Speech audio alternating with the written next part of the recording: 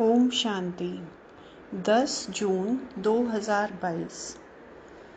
आज के मीठे प्यारे बाबा के मधुर महावाक्य। बाबा समझाते, मीठे बच्चे, सदा इसी नशे में रहो कि ज्ञान सागर बाप की ज्ञान वर्षा हमारे ऊपर हो रही है, जिससे हम पावन बन अपने बड़े घर में जाएंगे। प्रश्न है, तुम बच्चों का निश्चय किस आधार से और भी पक्का होता जाएगा? उत्तर, दुनिया में जितने हंगामे बढ़ेंगे, तुम्हारे दैवी झाड़ की वृद्धि होगी, उतना पुरानी दुनिया से दिल हटती जाएगी और तुम्हारा निश्चय पक्का होता जाएगा। विहंग मार्ग की सर्विस होती जाएगी। धारणा पर अटेंशन देते जाएंगे तो बुद्धि का हौसला बढ़ता जाएगा। अपार खुशी में रहेंगे। ओम शांति। बच्चों को रोज़ ये कहने की दरकार नहीं रहती है कि शिव बाबा को याद करो। बच्चे जानते हैं हम शिव बाबा की संतान हैं। कहने की दरकार नहीं रहती। शिव बाबा हमको इस द्वारा पढ़ाते हैं। यह है ज्ञान सागर के ज्ञान की वर्षा। बच्चों की बुद्धि में है कि ज्ञान सागर की अब हमारे ऊपर ज्ञान वर्षा हो रही है। जो आकर ब्राह्मण बनते हैं, उन पर ही मैं ज्ञान की वर्षा करता हूँ। बच्चों के सम्मुख होता हूँ। अभी बच्चे सम्मुख बैठे हैं। बाबा घड़ी घड़ी सम्मुख होने का नशा चढ़ाते हैं। माया फिर नशा उतार देती है। किसका पूरा उतार देती, किसका कम। बच्चे जानते हैं हम आए हैं सागर के पास रिफ्रेश होने, अर्थात मुरली की पॉइंट धारण कर डायरेक्शन लेने। हम उनके सामने बैठे हैं। इस ज्ञान सागर की वर्षा एक ही बार होती है। बाप आते ही हैं पतितों को पावन बनाने। महिमा भी ऐसे गाते हैं, हे पतित पावन। सतयुग में तो ऐसे नहीं पुकारेंगे। वहाँ तो ज्ञान सागर की ज्ञान वर्षा से पावन बने हुए हैं।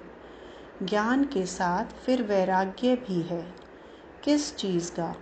पुरानी पतित दुनिया का बुद्धि से वैराग्य आता है। बच्चे बुद्धि से जानते हैं कि अभी हम नई दुनिया में जाते हैं। पुरानी दुनिया को छोड़ना है। इसको वैराग्य अक्षर कह दिया है। जैसे बाबा नया मकान बनाते हैं तो पुराने से बुद्धि योग हटकर नए से लग जाता है। समझते हैं पुराना खलास हो तो हम नए में जावें। बच्चे भी अंदर में कहते होंगे, जल्दी जल्दी स्वर्ग की स्थापना हो जाए, तब हम अपने घर जाएं, सुखी होवें। पहले पहले हम साजन के साथ घर जाएंगे। यह पियर घर है, यह छोटा व बड़े बाबा का घर बड़ा घर है। तुम जानते हो वह तो सभी आत्माओं का घर है। यह तुम बच्चों की बुद्धि में है और किसकी बुद्धि में नहीं है। आगे तो अंधियारा था, अब सोजरा है। यह भी समझते हो कि ज्ञान तो सब नहीं लेंगे, घर तो सब जाएंगे ज़रूर। तुम बच्चों की बुद्धि में है कि अब हम अपने घर जा रहे हैं। श्रीमत पर लायक बन रहे हैं। स्वर्ग के लायक बनना है। एक तो मुझे याद करो तो विकर्म विनाश हो जाएं। दूसरा चक्र को फिराओ। सृष्टि का चक्र कैसे फिरता है, इनकी आयु कितनी है, कौन कब आते हैं, यह सारा बाप बैठ समझाते हैं। यह जो कहते हैं मनुष्य 84 लाख जन्म लेते हैं, तो क्या सभी लेते हैं? अभी तुम जानते हो 84 जन्म होते हैं, उनका भी हिसाब है। सब तो 84 जन्म भी नहीं लेंगे। शुरू से लेकर पुनर्जन्म में आते रहते हैं। पिछाड़ी में किसके 1-2 जन्म भी होते हैं। पहले पहले जो आएंगे वे 84 जन्म लेंगे। जैसे मिसाल ये लक्ष्मी नारायण हैं। मनुष्य भल इन्हों के मंदिर में जाते हैं परंतु कुछ भी पता नहीं है। बस कहेंगे भगवान भगवती का दर्शन करने जाते हैं, परंतु इन्हों की यह राजधानी कैसे स्थापन हुई यह कुछ भी नहीं जानते। जिसकी पूजा करते उनके ऑक्यूपेशन को ही नहीं जानते तो वह पूजा क्या काम की। इसलिए इनको कहा जाता है अंधश्रद्धा। जप तप तीर्थ आदि करते हैं, समझते हैं इनसे भगवान को पाने का रास्ता मिलता है, परंतु इनसे कोई को भगवान मिल नहीं सकता। समझो यहाँ भी कोई कोई आते हैं, जगत अम्बा के मंदिरों में आते हैं दर्शन करने। बाबा समझेंगे इनकी बुद्धि में कुछ बैठा नहीं है। तुम्हारी तो सब मनोकामनाएं पूरी हो रही हैं ना। जगत अम्बा का पाठ एक्यूरेट चल रहा है। बरोबर जगत अम्बा का पाठ ऊंचा है। पहले लक्ष्मी पीछे नारायण। तुम्हारा यह अंतिम जन्म है। हिसाब किताब यहाँ से चुकतू होता है। कर्म का भोग भोग कर छूटना है और बाप की याद में रहना है। वास्तव में बच्चों को याद करना एक बाप को ही है। देहधारी को याद किया तो वह टाइम वेस्ट हो जाएगा। ऐसा तो हो नहीं सकता कि कोई निरंतर याद करे। ऐसी कोई चीज़ नहीं जिसे निरंतर याद किया जाए। स्त्री पति को भी निरंतर याद कर न सके। ज़रूर खाना बनाएगी, बच्चों की संभाल करेगी, तो पति थोड़े ही याद आएगा। यहाँ तो तुमको निरंतर याद करने का अभ्यास करना है, ताकि पिछाड़ी में ऐसी अवस्था हो कि एक की ही याद रहे। बड़ा भारी इम्तिहान है। 8 रत्नों की भी बड़ी महिमा है। किसको ग्रहचारी बैठती है तो 8 रत्नों की अंगूठी पहनते हैं। पिछाड़ी के समय एक बाप की ही याद रहे, वह भी बुद्धि की लाइन एकदम क्लियर हो और किसकी भी याद ना आए, तब माला का दाना बन सकेंगे। 9 रत्नों की महिमा बहुत भारी है, तो अब निरंतर याद करने का अभ्यास करना है। अभी तो 2-3 घंटा कोई मुश्किल याद करते हैं। जितना दुनिया में हंगामे बढ़ते जाएंगे उतना तुमको निश्चय होता जाएगा। पुरानी दुनिया से दिल टूटता जाएगा। मरेंगे तो बहुत। बुद्धि भी कहती है माया बहुत पुराना दुश्मन है। ऐसी कोई जगह नहीं जहाँ दुश्मन न हो। तुम बच्चे अभी मलेच से स्वच्छ बन रहे हो। तुमको ज्ञान है मलेच के हाथ का हम खा नहीं सकते। गाया हुआ भी है जैसा अन्न वैसा मन। जो खराब चीज़ खरीद करता है, जो बनाता है, जो खाता है, उन सबके ऊपर पाप पड़ जाता है। बाप तो सब बातें अच्छी रीति समझाते हैं। तुम बच्चे यहाँ से रिफ्रेश होकर जाते हो। सारा दिन बुद्धि में सृष्टि चक्र फिरता रहे और अपना घर याद रहे। यहाँ से तुम अपने लौकिक घर में जाते हो तो अवस्था में फ़र्क पड़ जाता है, क्योंकि संग ऐसा हो जाता है। यहाँ बैठे भी कोई कोई का बुद्धि योग बाहर चला जाता है, इसलिए पूरी धारणा नहीं कर सकते हैं। तुम आत्माओं को बेहद का बाप बैठ समझाते हैं। तुम आत्मा हो, तुम इस शरीर द्वारा कार्य कर रहे हो। तुम जानते हो हम बाबा से श्रीमत ले अपना राज्य भाग्य ले रहे हैं। कितनी खुशी होनी चाहिए। गायन भी है अति इंद्रिय सुख गोपी वल्लभ के बच्चों से पूछो। जितना जास्ती अवस्था बनेगी और वृद्धि को पाएंगे तो खुशी का पारा भी चढ़ता रहेगा और निश्चय भी पक्का होता जाएगा। धारणा पर अटेंशन देते जाएंगे तो तुम्हारी बुद्धि का हौसला बढ़ता जाएगा। आगे चलकर तुम्हारी विहंग मार्ग की सर्विस होती जाएगी। युक्ति निकालनी होती है जिससे कोई को अच्छी रीति तीर लगे। मुख्य तो है ही बाप का परिचय देना। बेहद के बाप से बेहद का वर्षा मिलता है। ज्ञान सागर भी वह है। ज्ञान से ही मनुष्य पावन होते हैं। पतित पावन वही बाप है। तुम एक ही पॉइंट उठाओ कि सर्वव्यापी की बात से भक्ति भी चल न सके। यह बात अच्छी रीति समझानी है। वो लोग कहते हैं कि इन्हों के ज्ञान से विनाश होगा। तुम भी कहते हो इस रुद्र ज्ञान यज्ञ से विनाश ज्वाला निकलती है। वह भी सच कहते हैं। कोई बात नहीं मानेंगे तो विनाश ही होगा, और क्या। यह तो कल्प पहले भी विनाश हुआ था। भगवान उवाच रुद्र ज्ञान यज्ञ में यह सब स्वाहा होंगे। वो लोग समझते हैं इन्हों का ज्ञान ऐसा है, इसलिए सामना करते हैं। समझते हैं कि बहुत भक्ति करने से भगवान मिलता है। हम भी कहते हैं जिन्होंने भक्ति बहुत की है उनको ही भगवान मिला है। परंतु इन बातों को समझने में मनुष्यों को बहुत मेहनत लगती है। कल्प पहले भी तुम बच्चों ने बाप की मदद से नरक को स्वर्ग बनाया था, तो ज़रूर नरक का विनाश भी हुआ होगा। जब नरक का विनाश हो तब स्वर्ग की स्थापना हो। यह भी तुम समझा सकते हो। भारत बरोबर पावन था। यह तो कोई भी धर्म वाला कहेगा बरोबर स्वर्ग था। प्राचीन माना सबसे पुराना, सो तो स्वर्ग ही होगा ना। जो पुराना हो गया है वह फिर नया होना है। यह तुम बच्चों की बुद्धि में है। बरोबर इन देवी देवताओं का राज्य था, अब नहीं है। फिर से आदि सनातन देवी देवता धर्म की स्थापना करा रहे हैं। किसकी मदद से?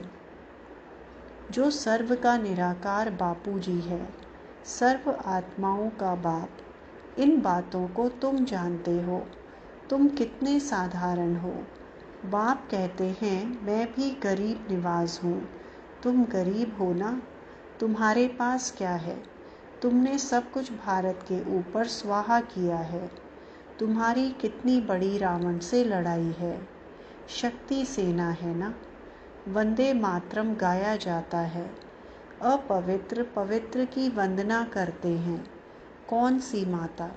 वे धरती माता समझ लेते हैं, परंतु यह तो धरती पर रहने वालों की बात है। जगत अम्बा है तो बच्चे भी हैं। यह दिलवाला मंदिर यादगार बना हुआ है। कुमारियाँ अधर कुमारियाँ भी हैं। इनको माता भी कह देते हैं। तुम कहते हो बाबा हम तो बीके हैं, हमको माता न कहे बेटी कहो, हम कुमारी हैं। कितनी गुह्य समझ की बात है, परंतु उठा नहीं सकते हैं। पुराना जन्म जन्मांतर का भान बैठा हुआ है, वह टूटता ही नहीं है।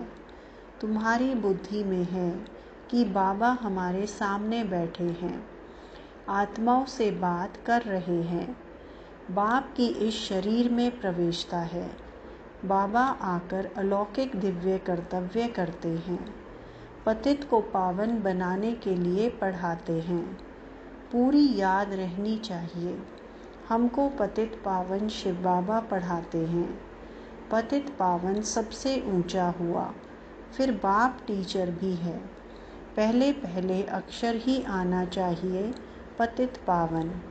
उनको याद करते हैं ओ गॉड फादर आओ, आकर फिर से हमें राजयोग सिखलाओ।